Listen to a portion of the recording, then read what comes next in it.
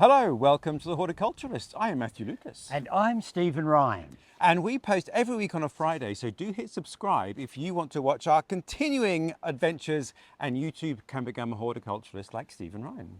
And if you've got a burning horticultural question, pop it in the column below, and every Monday we answer people's burning horticultural questions in under 60 seconds. There you go. Now, Stephen, it is a very brisk winter's day.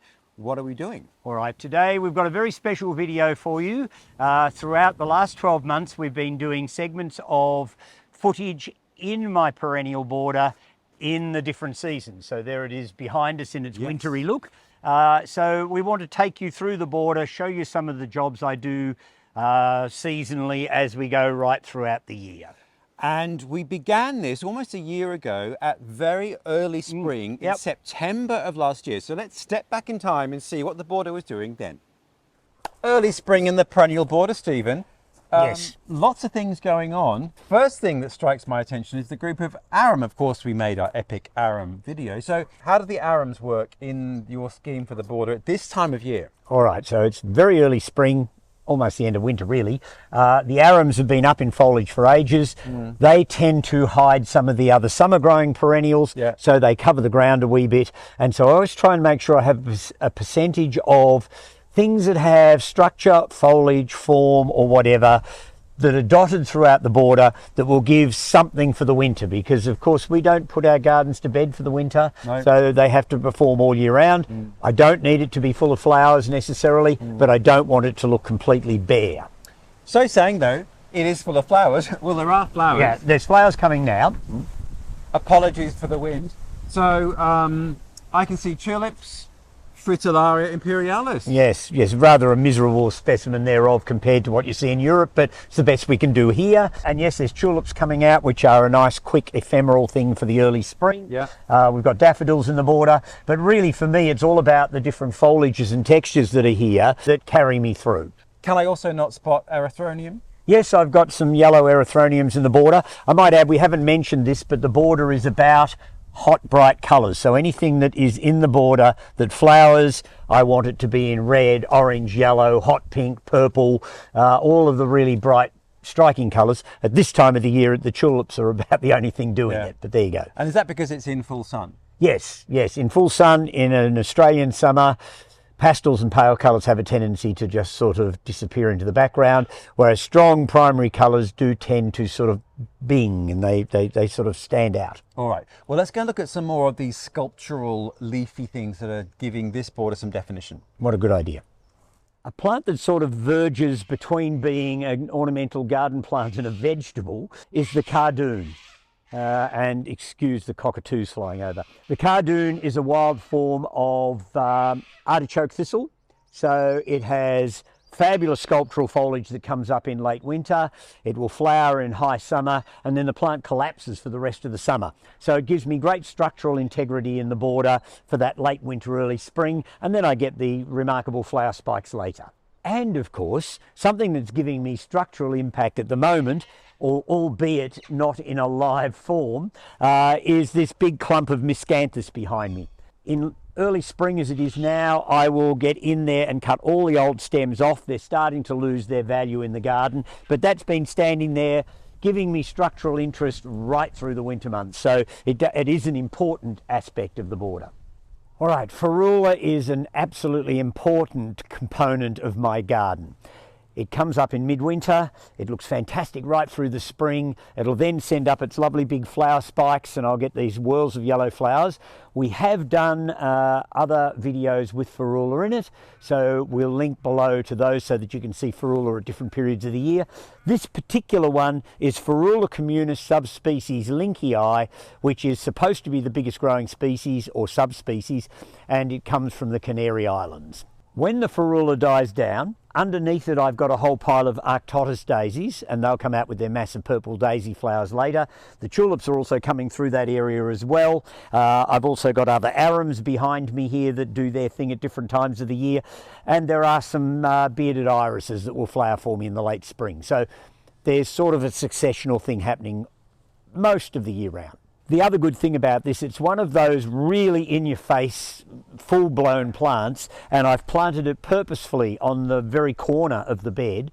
You can see past it, through it and around it, but it anchors the whole bed and gives you something for your eye to catch as you're walking up the path.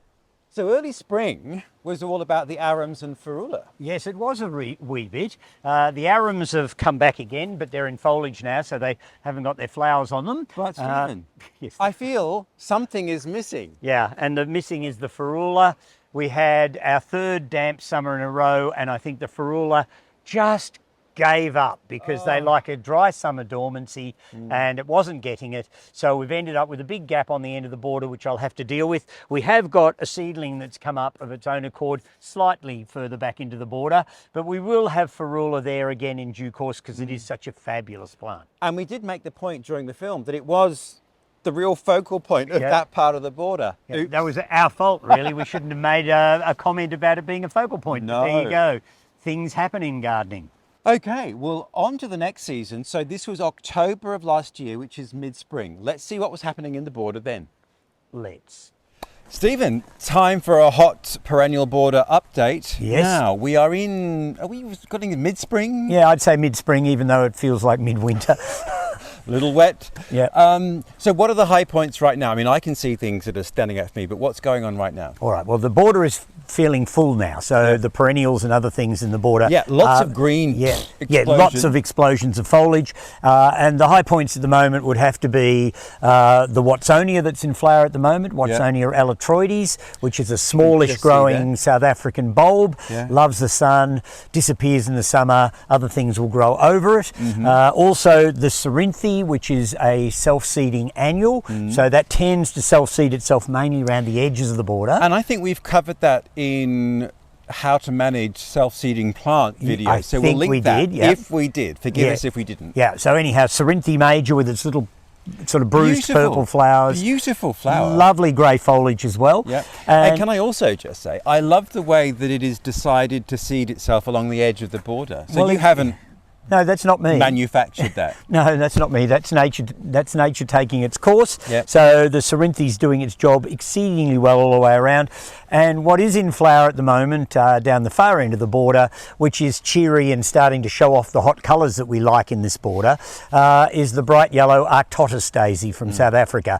I've also got it in a burgundy form, and it makes a nice ground cover, and it creeps out over the edge of the path, softens off the edge. I have to hack it back regularly so you can still walk down the path, but it flowers for months. I have to say though, it is a lot of hard work, the Arctotis, because you need to deadhead it regularly when the flowers go over to encourage it to keep flowering. So you get the dead heads out so that it's not trying to set seed. Right. And they also look a bit scruffy when the flowers go over. So if you're going to grow your Arctotises really well, you need to get in and take the dead flowers out. And I like to get them right down to the base of the flower stem so that you haven't got those sticky bits sticking up. Dead sticks. Yes, exactly. Not a great look. I was surprised to see that in your garden. Yeah, well, I will grow any plant that does the job I want. I am not the garden snob you think I am. Oh, rubbish!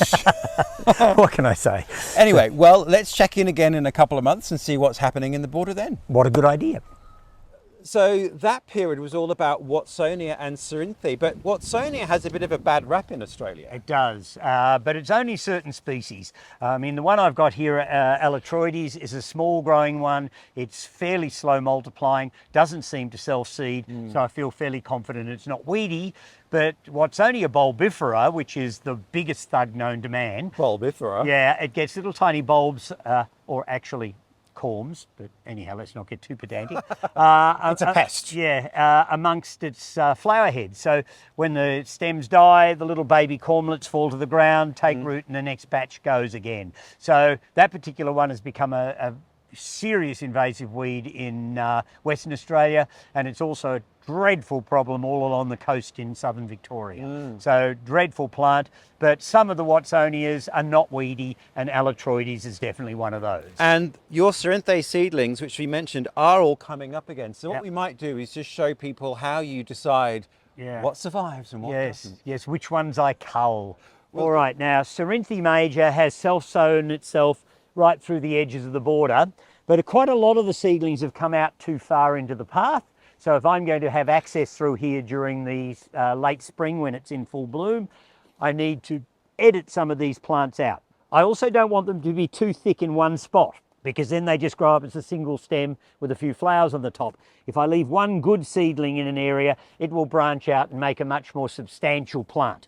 So it's quite easy to deal with. I'll pull out the ones that are on the edge of the path where I'm going to stand on them anyway. So I'll pull out those, get rid of them, and they're so easy to pull out. It's just such a simple job.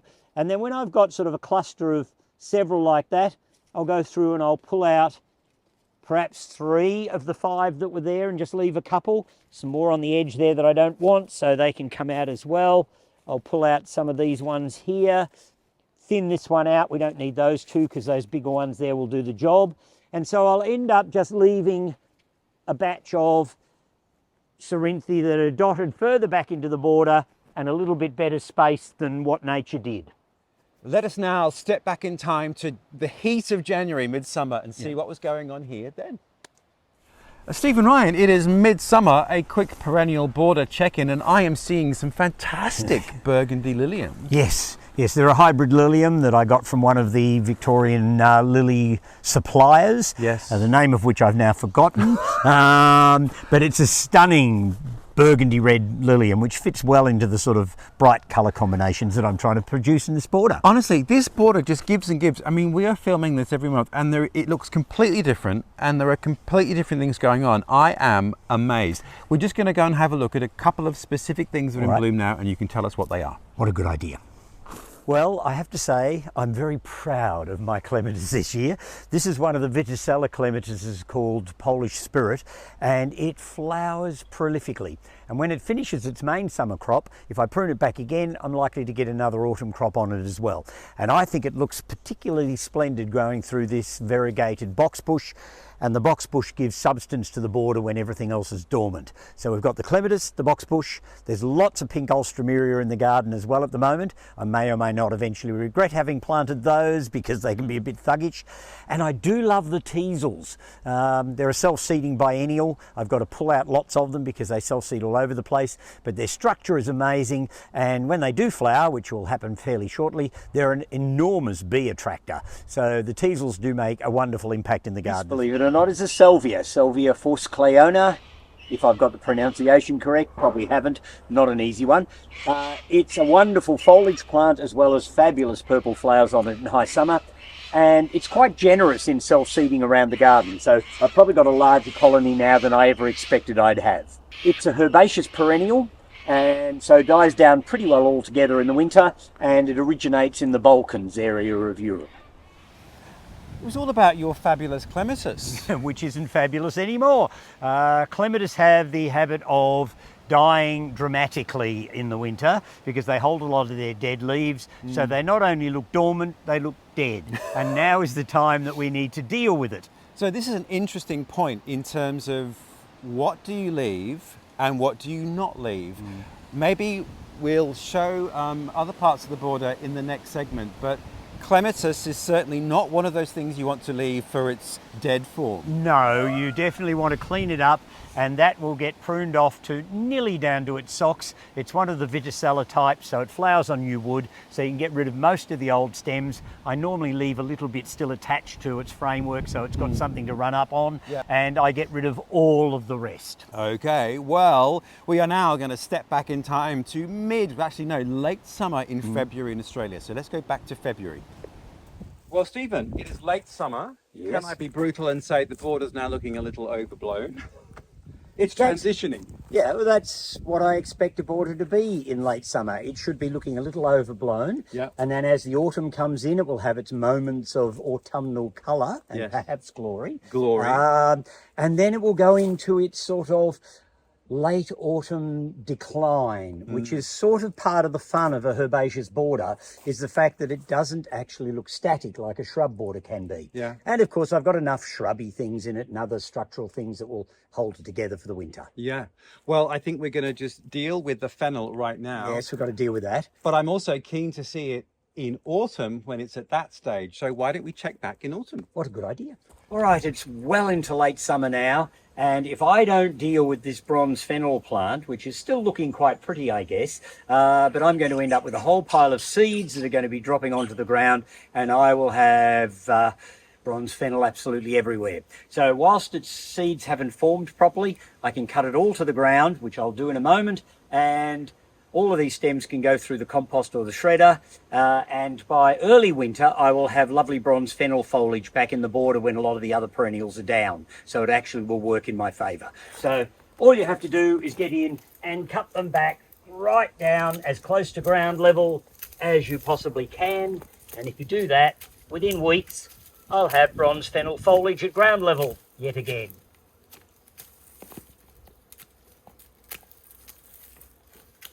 So that was all about fennel, Stephen, and not seeing much. No, you don't yet, but we're sort of in midwinter. The fennel is just starting to come up again.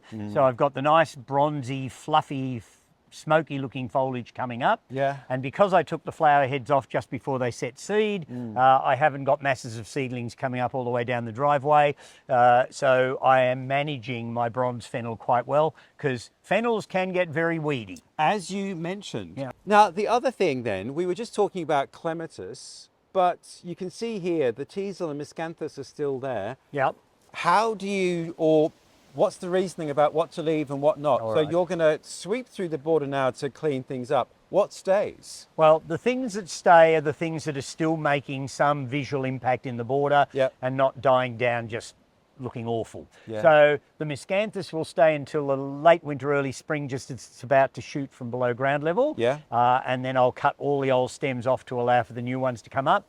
The Teasels will stay until such time as the body of the plant starts to collapse, and then they'll get pulled out and put into the compost. And I guess this other grass here, which is Calamagrostis Carl Forster, I'll go through and hand rake through that and pull the stems out of that, again, in the late winter, because I quite like the verticality of the dead flower stalks. Sounds a little labour intensive, but that's the point, is it not? Yeah. But I guess the other thing is maybe 20 years ago, or decades ago, perennial borders were Yeah. a one-season Off job. at the socks, Yeah. yes. And you'd go through and clean the whole border out, you'd mulch it, you'd do whatever else needed doing. So it was quite a systematic way of dealing with your border, but it wasn't selective. So anything that was dead was considered ugly, so out it went. We, I think, have become a little more sophisticated, and people are realising that the forms and shapes of dead grasses, teasels, other sundry things have quite some visual impact themselves. So instead of taking the whole border down at once, we'll do it in stages through the late winter, as each plant starts to collapse and lose its value. Thank you, Piet Udolf. Yes, and others of your ilk. Well, okay, let us now go back to our last season, which was April of this year, which was mid-autumn, and see what was going on then. Yes. Stephen, a hot border update. It is April in Australia, which is mid-autumn. Yes. What are the high points? What's going on? All right, well, it's calmed down as far as flowers are concerned. Yep. So there's very little in the way of blooms in the border. I did notice the little nerine. Yeah, there's some orangey scarlety coloured nerines in the border, but at the moment it's really about textures and forms. The cannas have virtually finished flowering. We've got the variegated box as a permanent structural plant in the border. The ornamental grasses are going soft and grass-like. The teasels are standing up structurally, and really the rest of it is basically structural foliages. So there's Acanthus senii, which has scarlet red flowers but not in bloom. Yeah. There's the Miscanthus, the zebra grass over there.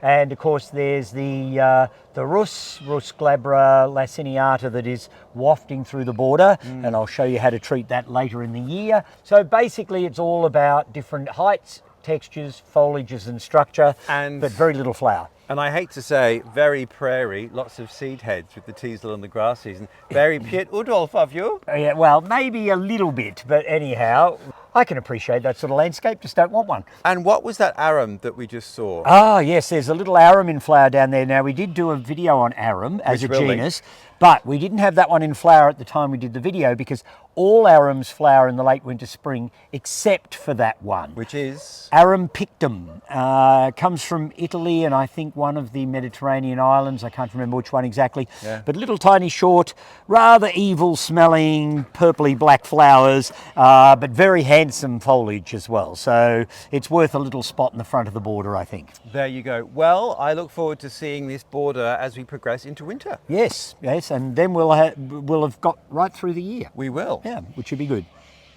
And what we didn't show in that video was just before we actually began, the stench that I could smell. And it was that arum. Is that the... I don't know, something smelly there. Yes, they are renowned for having stinky flowers, and I have to say the only autumnal flowering one, which happens to be in the border here, probably has a pong beyond most. And honestly. So Arum pictum, the only autumn flowering species with its rather weird chocolatey brown flowers. Beautiful flower, but the stench, oh my goodness. But it was only really smelly the day before you arrived and about 2 days afterwards. So it doesn't last for terribly long. So I can put up with that to have the attractive foliage right through the winter months. Well, there you go. But now I think, so that is our seasonal wrap up. I think what we should look at now is what you're going to do now in late winter to prepare the border for the next growing season. What a good idea. Let's have a look. Well, here we have a rather disgusting looking canna. It did look rather pretty during the growing season. It's an old cultivar called Canna grandi. It's not living up to its name at the moment, but during the summer it has lovely big leaves. They're green with a sort of purple edging and purple veins, and it has heads of small red flowers on the top. And now is the time to say off at the socks with it. So let's prune some out. So I go right down to the bottom and prune the whole stem out, discard it, that'll go into the compost later, and I go through and do the whole batch of cannas. All right, so this is my coral tree, Erythronium cristagali, and that has to be coppiced down every year.